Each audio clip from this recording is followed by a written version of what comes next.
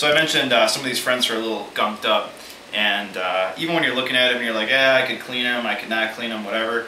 Once you hit them with the steel wool, it's unbelievable how much shine they get back to them. And it's kind of like putting new tires on a car. I mean, when you see a guitar with all sparkly parts, it really does make it look a lot better.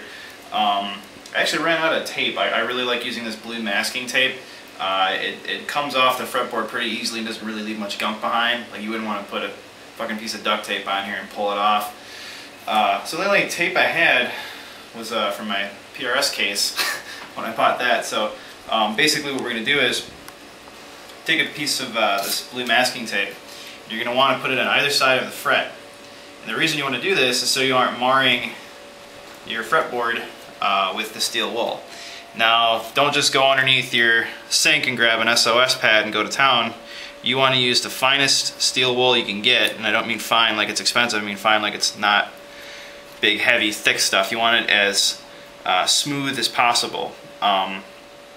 This is the 4-0, so 0000 steel wool, the finest they had at the hardware store we went to. Basically, you're very simply, like I said, going to mask off either side of the fret, so there's no chance you're going to be tearing up this rosewood board here that actually I think looks pretty darn nice on this guitar. And you're very simply going to just kind of fold it over and just kind of rub one out. So you're just literally looking to kind of pull off any of the gunk and the buildup and whatever. And I don't know if this will really come out in the video, but already next to the other frets, I mean, it's getting that gleam back to it. It's pretty darn simple, and it doesn't take a whole lot of pressure, and you want to definitely let your materials work for you. As soon as you're done, you just do the whole thing to the whole rest of the fretboard. You just go down the line, and that'll do it for the fret dressing.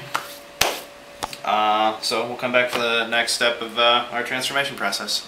Okay, while I was finishing polishing up all the frets, Tom went ahead and put the jack into the switch plate. And literally there's just I believe a nut on the inside that just, you know, it's right here. Yeah, clamps it right into the plate.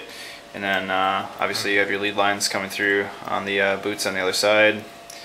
And you just go ahead and shoving the wires in for now, and then we'll solder those together once it gets everything in place. So you just kind of boom, boom, boom, knock everything out. Yep. So yeah, that's. I can say the trick that I have to figure out is how I'm going to get these wires in through the little tiny hole that goes through the body of the guitar and into the cavity here.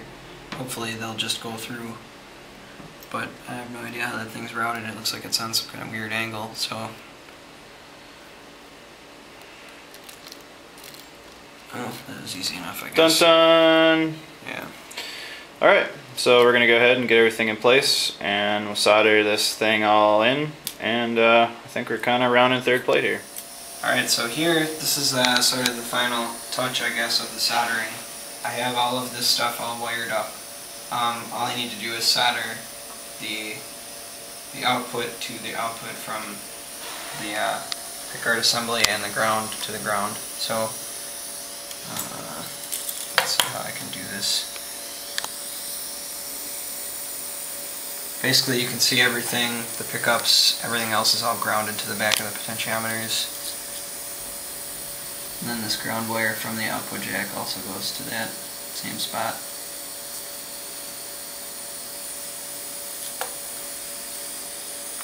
Oops.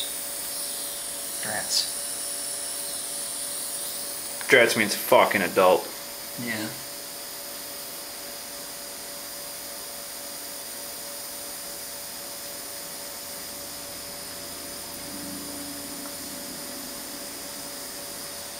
This is kind of a difficult thing to solder because it takes a lot from the soldering iron to heat up the back of the pot just because it's so big.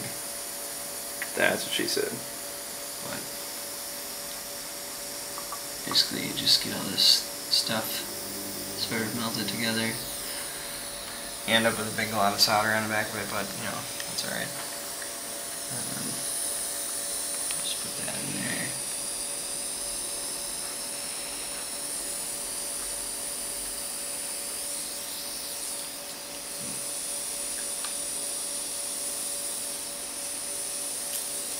Try not to burn myself with this.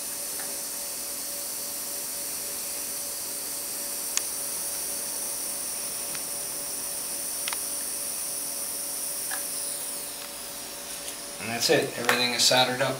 All we have to do is put it back together, I guess. Yep. So we're gonna go ahead and let that chill out for just a second. You want to actually set that pick guard right back onto the cavity? Sure. And hopefully it all works. Pretty sure I read the diagram right. Right.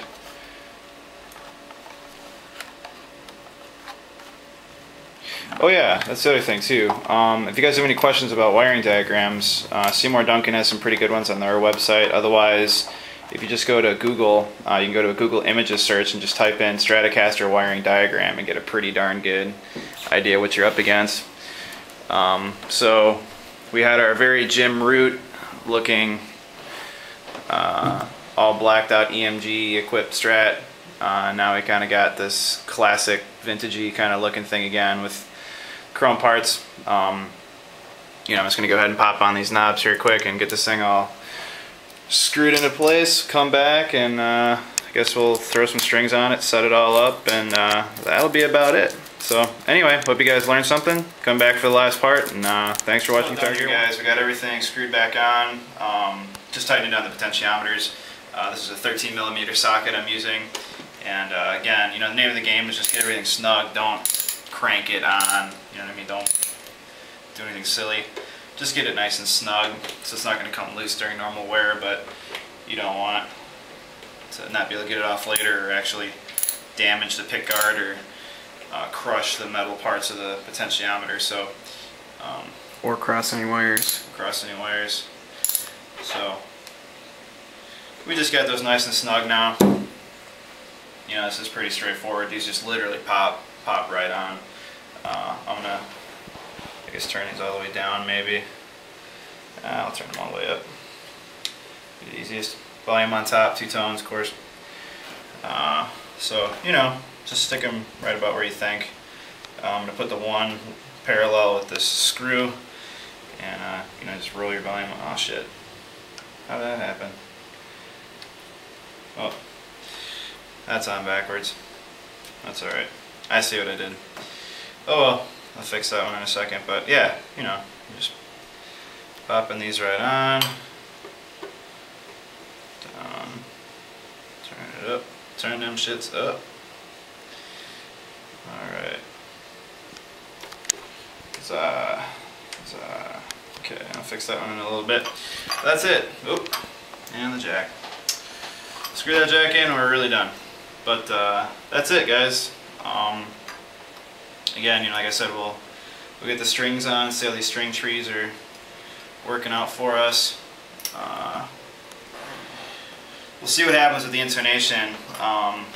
This bridge is pretty seriously pulled up by whatever gauge string the guy had on here before.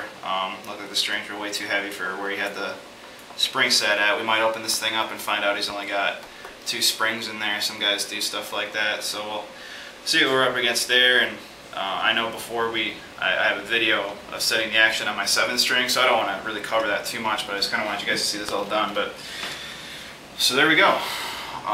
We'll polish it all up. Obviously this is all smudgy and crappy, but there really aren't too many marks on this thing. It's pretty darn clean. Frets are all nice and dressed up now, and I'd buy this guitar. Oh yeah, and it does have strap locks too. That's another thing he did. So anyway, yeah, hope you guys had fun watching the series, and we'll get all the parts for sale on eBay. Like I said, I'm going to sell this loaded pick guard. Maybe I'll part it out depending on how prices are looking. Stuff like that, and I'll just let you know how we cleaned up. So anyway, thanks guys.